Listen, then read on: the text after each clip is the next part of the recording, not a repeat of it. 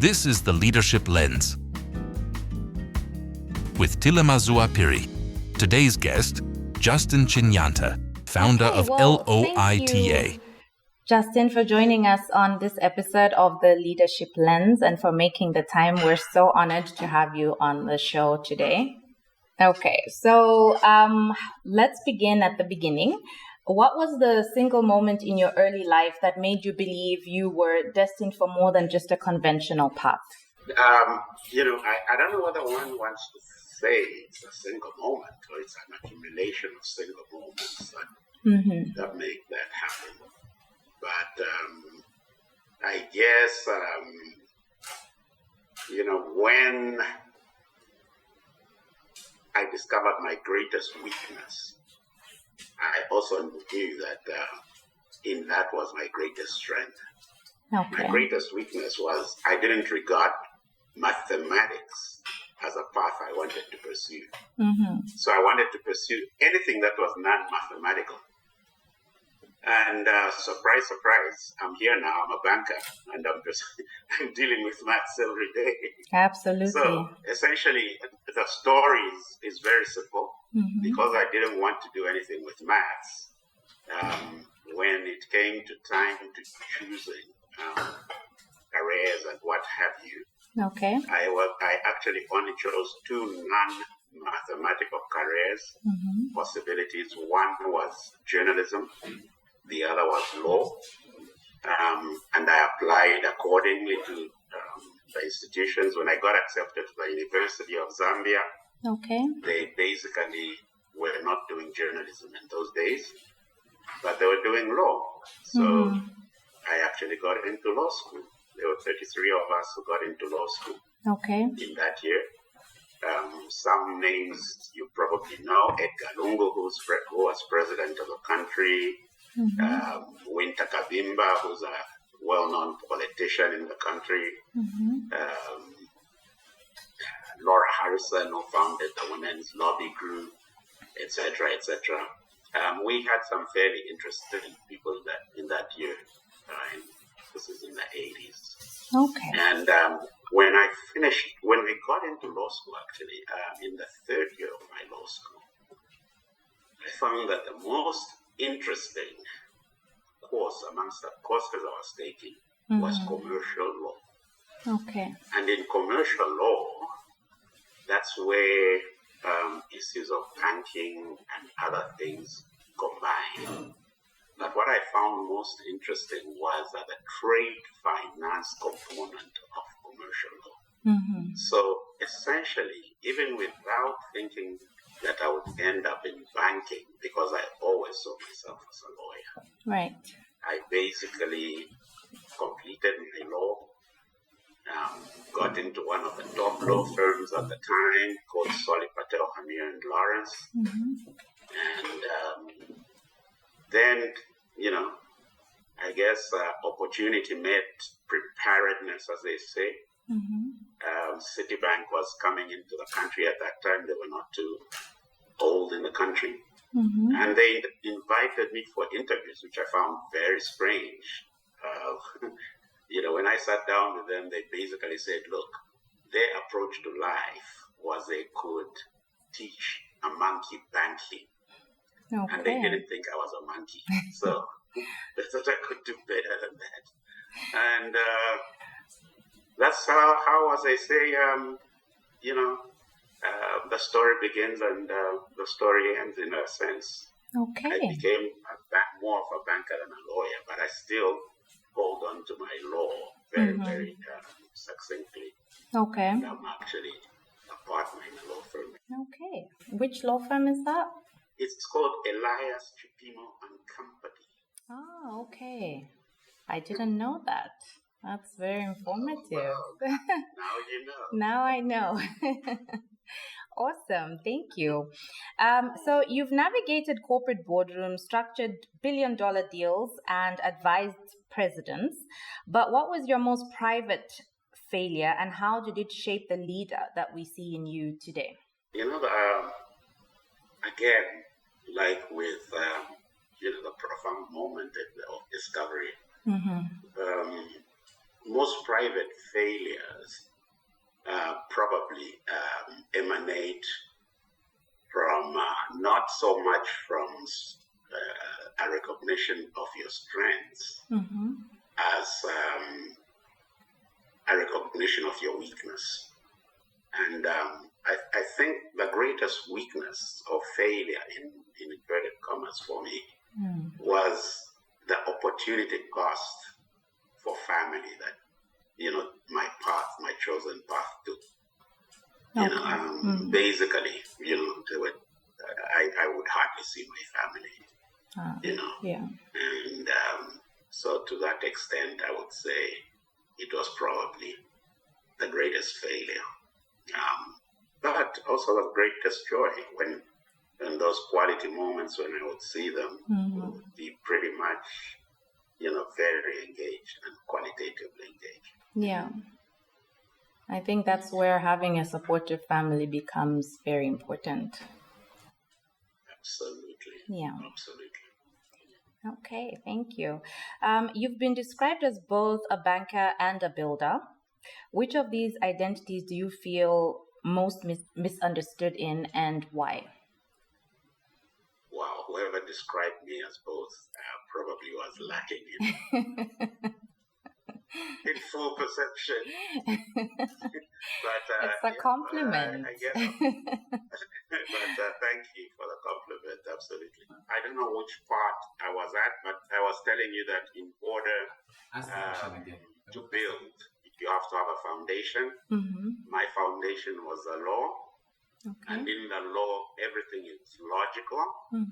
So when it came to banking, I brought the logic of the law into banking and found the mathematical part of banking, which is primarily the accounting, Right.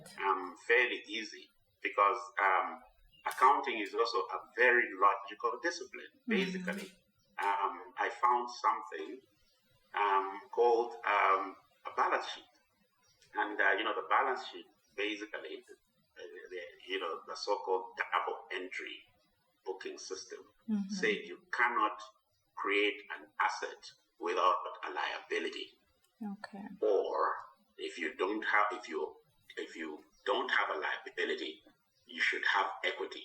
So, yeah, I guess I would say that, rather than say I'm a banker, one would agree with the builder portion, because once you take the banking portion simply limits you into a certain box. Okay. And obviously, in fact, I see myself more as a lawyer, by the way, than a banker. But now I've become more of a banker than a lawyer. Okay. But I've become a banker, businessman who's established his own, pretty much founded his own private entity. Right. So the discipline of both the law and the banking element enabled me to have the confidence. I think that's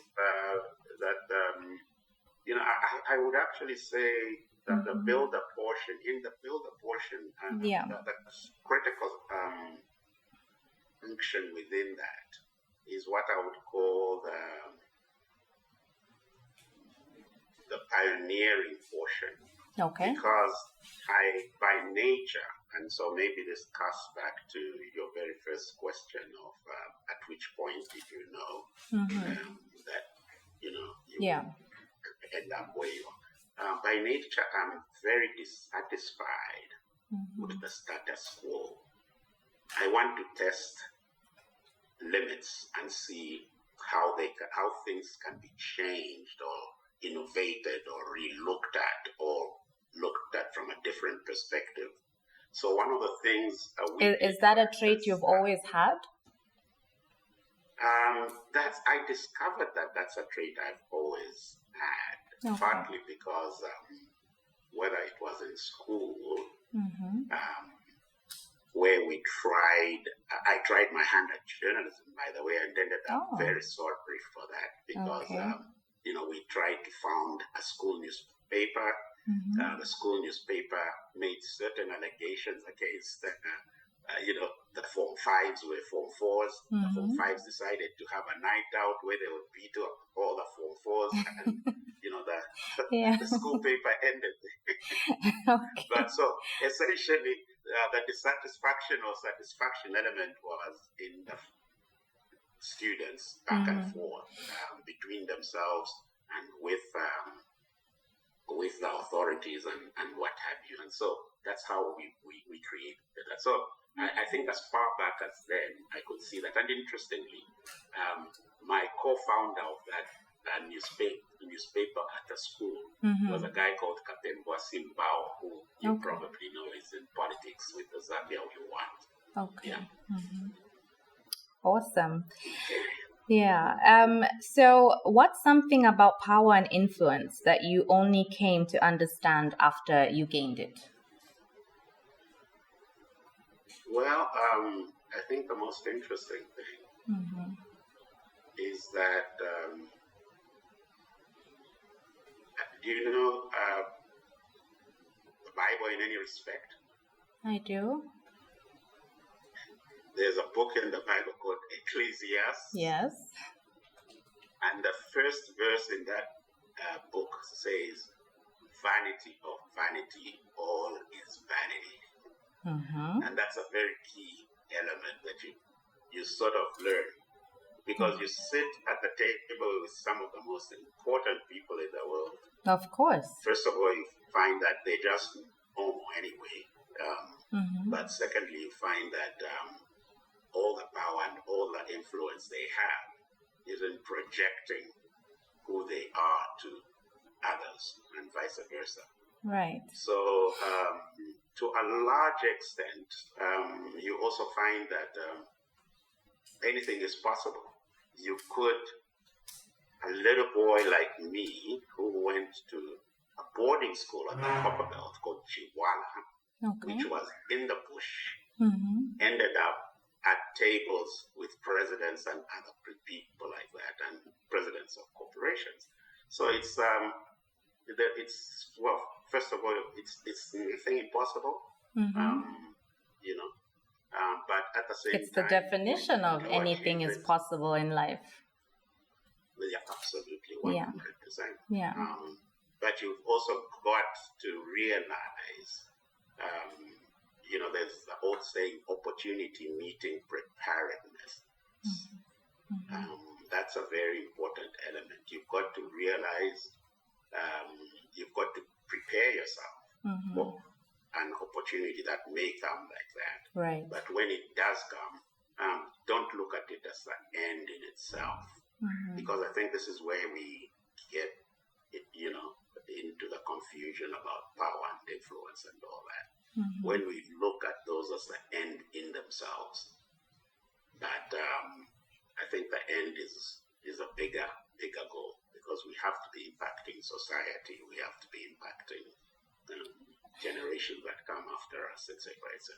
Absolutely. Would you say networks played a big part along your journey? Because there's the saying, your networks are your network. Yes and no. Yes and no.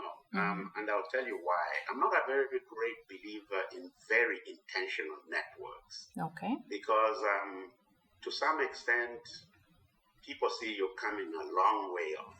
And you may appear to be grasping and what have you.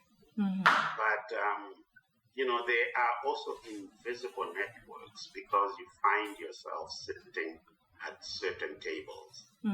I'll give you an example. There is the network, I told you I'm a lawyer. So, you did. There's a network of the Law Association. Okay. So which, whether I want to be or not to be, it is there. So the issue of how I use it becomes important, and how I used it in my early stages. So then, again, I found interestingly, when I joined Citibank, it was the largest bank in the world at the time. And it was a large network I was joining. So from being in Zambia, I was transported into Greece to their training center for 6 months, where, you met everybody from all over the world. And some of these guys today are presidents of large multinational corporations. Right. Some are actually big politicians in their respective countries, etc., etc. So I guess one has to be careful with networks because they are unintentional networks, but they're also intentional ones in the sense that I don't want to call intentional networks, but I'd rather call it intentional links. Okay. Because at every table that you sit, you create a linkage. Now, how you want to basically maximize that linkage actually becomes your strength or your weakness. Okay. Thank you. That's very informative. So you've served alongside global icons like Colin Powell and Madeleine Albright. What did those encounters teach you about African leadership on the global stage? Well, actually, very interestingly, what it taught me was that paucity, the absence of African leadership on the global stage. Because part of the reason why Colin Powell and Madeleine Albright called me into the network, as you call it, was because they were setting up a global grouping of what they called the Frontier 100 CEOs. Which meant globally across the world, they were reaching out to 100 chief executives and wanted American economic influence, military influence, social influence to be part and parcel of that sort of initiative. And what you find is that when you're sitting on those tables, the lack of us Africans being represented on these tables is actually telling. And secondly, when we are sitting on those tables, what we are saying or not saying also becomes important, because to a large extent, the key thing, and again, you probably have seen from my resume that I'm a fellow of Harvard University. Correct. And being a fellow of that university means that I'm a lifetime fellow. I go in, I come out, etc., etc. It means that you also sit with a whole lot of these kind of people as well. But the key thing that you keep hearing when you talk to them is, oh, we've never heard this viewpoint before. And that's partly because they are all listening to their own circles. They're all listening to their own discussions. They're all talking amongst themselves.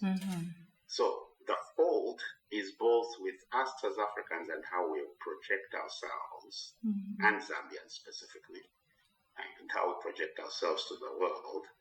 And then, of course, it's also their fault in terms of how they are projecting themselves to our world. Right. But the critical thing, and this is where the builder issue comes in, is that you have to know how to navigate these kind of structures. And again, going back, one of the key things that I will forever be grateful for is that I grew up in the Kaunda era. Okay. You're too young, Tila, to know what that means. Well, my dad was in foreign service under the Kaunda era, so I kind of have a bit of insight, yes. But why I mentioned this is that President Kaunda basically had, at the time, Zambia was the copper king of Africa. Right.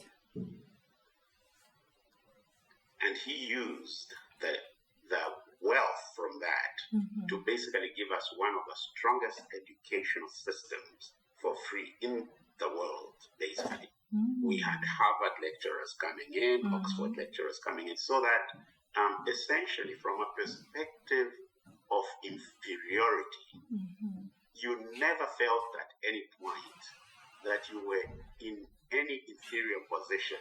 In fact, you wanted, when you went out, to project a superiority about the country from which you came and what was happening. And then, as you know, the story is well taught. There's a book called The High Cost of Principles, which tells about Zambia and its relationships with Southern Africa. Okay. We were the frontline state leaders. I live in South Africa right now, but you know that South Africa would probably not have been if people like Kaunda did not take that frontline state leadership, where they put our country at the disposal of the liberation movements in Mozambique, in Angola, in Zimbabwe, etc., etc., and in a full and formal leadership position, not in an inferior position. So the psychological connotations of that era also need to be looked at a little bit more. So for people like me, you could go anywhere in the world, whether it was at Citibank itself, and not feel inferior. I was made one of the youngest vice presidents at Citibank. I was probably about 26, 27 when I was made vice president, and in the world. So that sort of thing helped us, And I do recall, actually, one lasting moment of my life is that I sat down with President Kaunda towards the end of his era. He was still president at the time.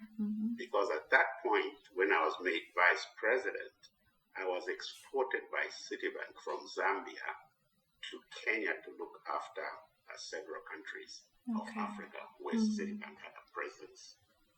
And in our discussion, when this was announced, President Kaunda, who had initially officiated at the opening of Citibank in Zambia, became aware and actually invited me to State House to sit down with him.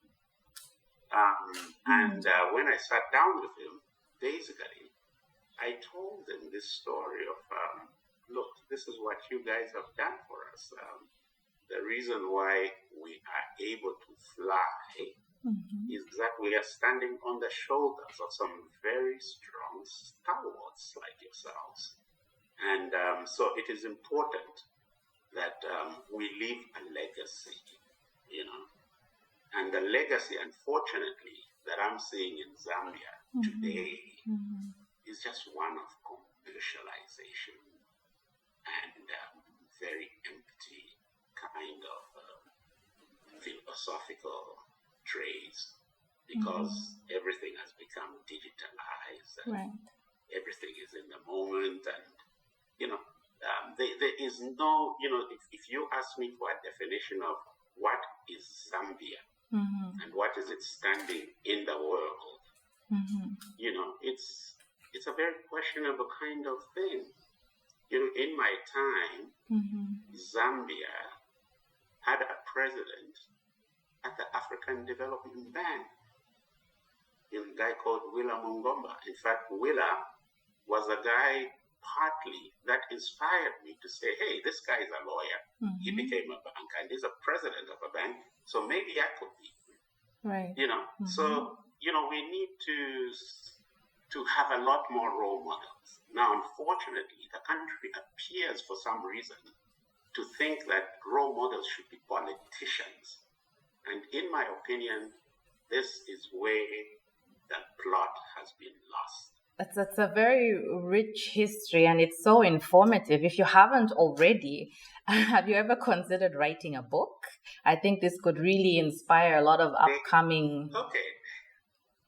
You know what's happening? You are the first to hear this in a public forum. Awesome.